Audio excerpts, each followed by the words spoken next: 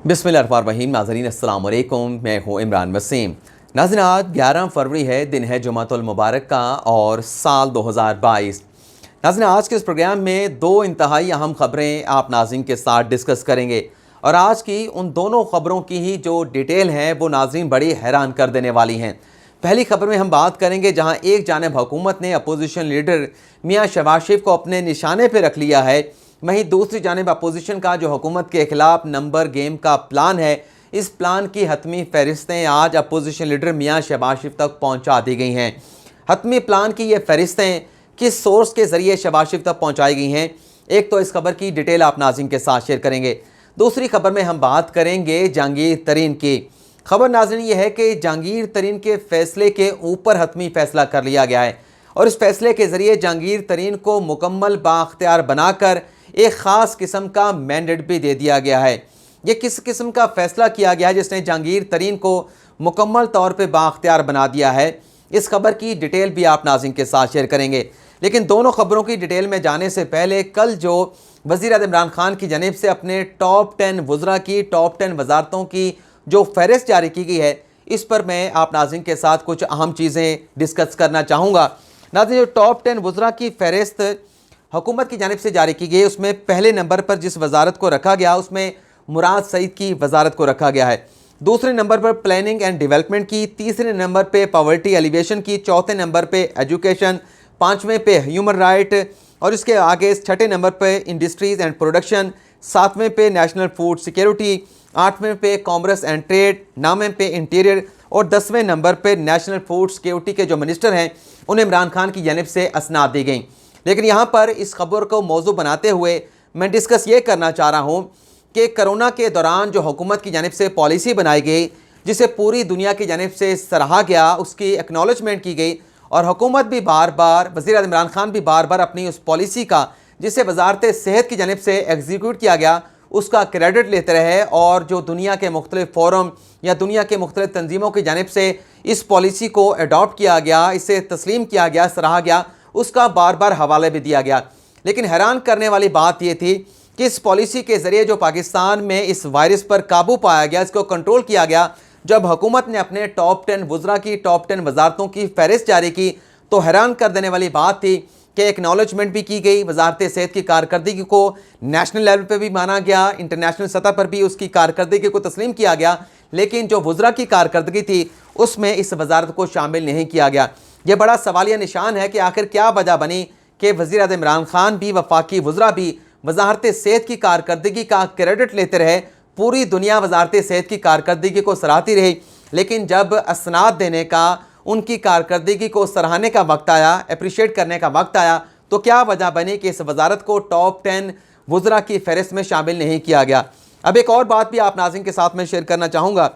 नाज़रीन जब वज़ीर-ए-आज़म इमरान खान इक़्तिदार में नहीं थे तो इक़्तिदार में आने से पहले इमरान खान और उनकी पार्टी के जितने भी लोग थे उनकी जानिब से यही कहा जाता था कि कौमें सड़कें बनाने से, पुल बनाने से नहीं बनती। इमरान खान साहब कहा करते थे कि हम इक़्तिदार में आएंगे तो हमारी तरजीहात सेहत और तालीम होगी। लेकिन हैरान कर देने वाली बात है, जिससे मौजूदा हुकूमत के कौलो फ़िल में तज़ाद नज़र आता है कि जो फहरिस्त जारी की गई है वजारतों की टॉप 10 परफॉर्मेंस से मुतल्लिक, उसमें पहले नंबर पर जो वजारत आती है वो ना सेहत की वजारत है, ना वो तालीम की वजारत है, बल्कि वो वही वजारत है जिसे पिछले अदवार में, जो कि नून लीग का दौर था, जब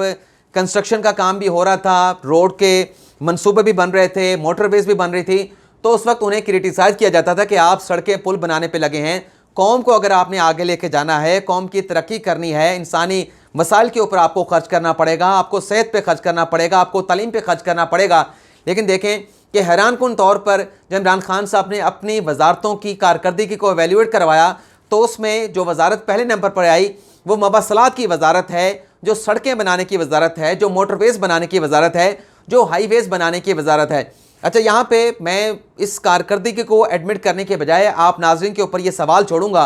कि जितने भी मेरे देखने वाले हैं, कोई एक सड़क बता दें जो मुराद सईद की जानिब से बनाई गई हो और आप तमाम देखने वालों में से किसी ने भी उस सड़क के ऊपर सफ़र किया हो अपनी गाड़ी पर या पब्लिक ट्रांसपोर्ट के ज़रिए। ये मैं सवाल आप नाज़रीन के लिए छोड़ के जा रहा हूँ। इसी तरह से जो तरजीहात बताई गई थी कि सेहत और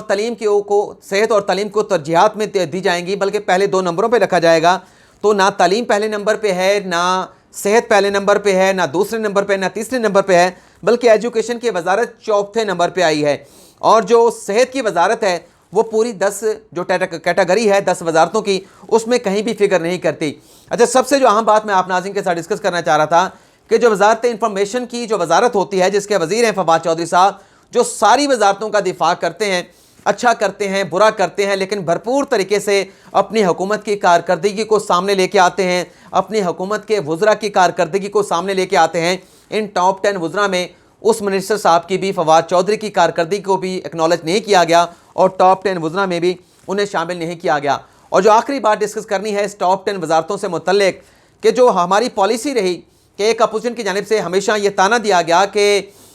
जो मौजूदा हुकूमत है ये इक़्तिदार में आने के बाद इसने पूरी दुनिया में को पाकिस्तान में तनहा कर दिया है। लेकिन इमरान खान और इमरान खान के वज़रा की जानिब से, शाह महमूद कुरैशी की जानिब से ये हमेशा अपोजिशन को चैलेंज दिया गया कि हम कैसे तनहा हो गए हैं। इमरान खान अमेरिका भी जा रहे हैं, इमरान खान हालिया तौर पर चाइना का दौरा करके आए हैं, इमरान खान रूस के दौरे पे भी जा रहे हैं, इमरान खान जर्मनी का दौरा भी करेंगे। तो ये परफॉर्मेंस जो है वो आवाम को और अपोजिशन को उनके सवाल उठाने पे बताई गई। लेकिन फिर क्या वजह बनी कि इतनी आला परफॉर्मेंस जो हुकूमत इस बात का खुद जो है वो ऐलान करती रही या ढिंडोरा पीटती रही, ढिंडोरा पीटने का लफ्ज़ मुनासिब नहीं है, तो फिर क्या वजह बनी कि टॉप 10 वज़रा की कारकर्दगी में शाह महमूद कुरैशी की वजारत को वफाकी वज़ीर ख़ारजा शाह महमूद कुरैशी को शामिल नहीं किया गया। तो ये जो फहरिस्त जारी की गई है इस पर बहुत सारे सवालात उठ चुके हैं और बहुत सारे सवालात उठाए भी जा रहे हैं कि ऐसा क्या फार्मूला बनाया गया, ऐसा क्या मैकेनिज़्म था कि ये टॉप 10 वज़रा की फहरिस्त जो है वो बनाकर इन वज़रा को असनाद जो है इमरान खान के ज़रिए जो है वो दिलवाए गए।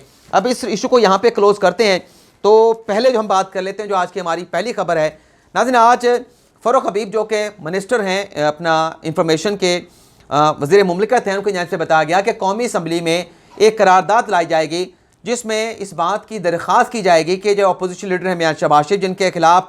करप्शन के इल्ज़ामात पर मबनी रेफरेंस एहतसाब अदालत में ज़ेर अल्तवा हैं, बैंकिंग कोर्ट में ज़ेर अल्तवा हैं, FIA की केस की तहकीकात करके जो चलान है मुतल्लिका अदालत में पेश कर दिया गया है। जब तक इन केसेस का फैसला नहीं हो जाता, शहबाज शरीफ को अपोजिशन की शहबाज शरीफ को कौमी असम्बली में खिताब ना करने दिया जाए। और साथ ही साथ उस करारदाद में ये भी कहा जाएगा कि कौमी असम्बली ये भी मंजूर करे कि जो शहबाज शरीफ के मुकदमात हैं जो एहतसाब अदालतों में चल रहे हैं, उस पर जो अदालत की प्रोसीडिंग है, बेटा नहीं करो,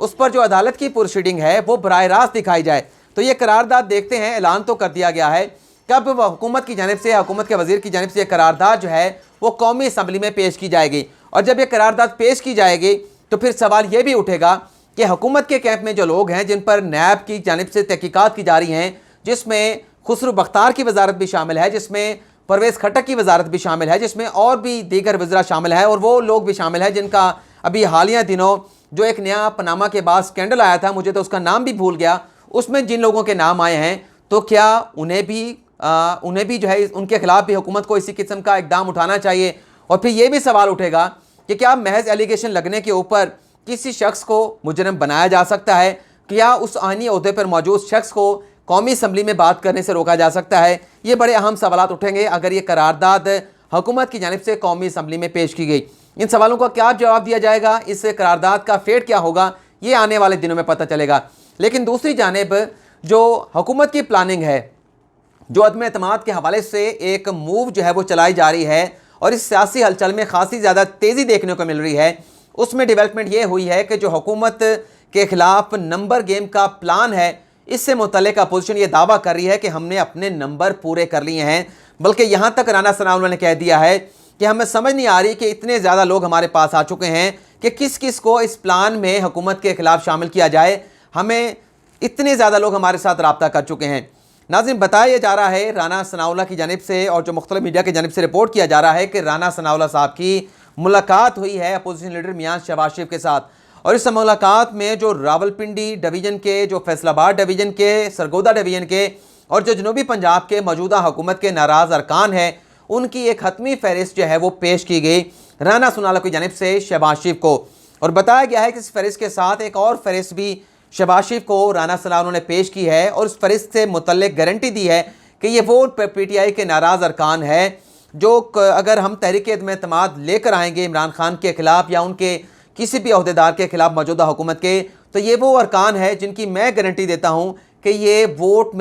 वोटिंग के सिलसिले में, वोट डालने के सिलसिले में मुकम्मल तौर पर अब्सटेन करेंगे और वोटिंग के अमल में हिस्सा नहीं लेंगे। तो ये एक बड़ा दावा जो है वो किया जा रहा है। लेकिन साथ ही साथ जो दूसरी एक खबर सामने आई है वो खबर ये है कि जहांगीर तरीन ग्रुप का जो हम ख्याल ग्रुप है जहांगीर तरीन का PTI के अंदर उनका एक गैर रस्मी इजलास हुआ है। उस गैर रस्मी इजलास में कौन कौन लोगों ने, किन किन अरकान असम्बली ने शिरकत की है, वो भी डिटेल आपके साथ शेयर करके, जो असल खबर है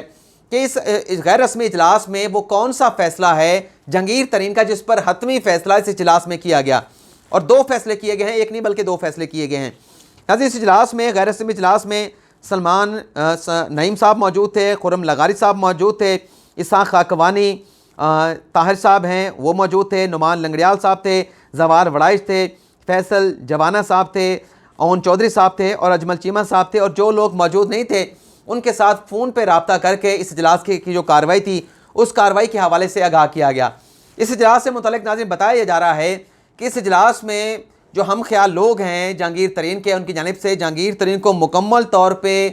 फ़ैसला साजी का अख्तियार दे दिया गया है। यानी जहांगीर तरीन के अपने फ़ैसले पर उनके हम ख्याल लोगों ने फ़ैसला कर लिया है कि मौजूदा सियासी हलचल में आप जो भी फ़ैसला करेंगे हमें वो फ़ैसला कबूल होगा, आपके फ़ैसले के ऊपर हम लब्बैक कहेंगे। और ये भी बताया गया है कि आइंदा आने वाले दिनों में इस सिलसिले में हम ख्याल ग्रुप का एक बाकायदा इजलास बुलाया जाएगा जिसमें मौजूदा सियासी हलचल में क्या फ़ैसला करना है इसके हवाले से हतमी जो है वो गौर व खौस किया करके कोई हतमी जो है वो फ़ैसला किया जाएगा। लेकिन साथ ये बताया गया है कि हो सकता है कि आइंदा आने वाले दिनों में जहांगीर तरीन जो है वो मौजूदा सियासी हालात के हवाले से चौधरी बिरादरान के साथ मुलाकात करें। अब वैसे मुलाकातों का सिलसिला काफ़ी ज़्यादा तवील होने जा रहा है। जिस तरह से MQM की शहबाज शरीफ के साथ मुलाकात हुई, MQM की मौलाना फजल रहमान के साथ, MQM की चौधरी बिरादरान के साथ, अब ये बताया जा रहा है कि मौलाना फजल रहमान भी चाहते हैं कि उनकी चौधरी बिरादरान के साथ मुलाकात हो जाए। और जो शहबाज शरीफ की जानिब से चौधरी बिरादरान के साथ रब्ता किया गया कि वो भी चौधरी शहजाद की इयादत के सिलसिले में सियासी हालात पर गुफ्तगू करने के लिए उनके पास आना चाहते हैं।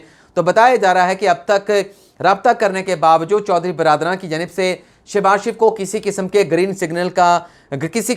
सिग्नल नहीं दिया गया। और जैसे ही ये ग्रीन सिग्नल मिलेगा तो शहबाज शरीफ जो है वो चौधरी बिरादरान के साथ मुलाकात करने के लिए पहुँच जाएंगे। बहरहाल आज PDM का इजलास भी होने जा रहा है। इस इजलास में क्या फ़ैसले होंगे उस पर अपनी आने वाली वीडियो में डिस्कस करेंगे कि अंदरूनी कहानी क्या रही इजलास की और इस इजलास में क्या फ़ैसले किए गए हैं और उन फैसलों का पाकिस्तान की सियासत पर इम्पैक्ट क्या होगा, वो भी आप नाज़रीन के साथ डिस्कस करेंगे। फिलहाल इजाज़त चाहते हैं। अल्लाह ताला आपका हामी और नासिर अपनी दुआ में याद रखिए।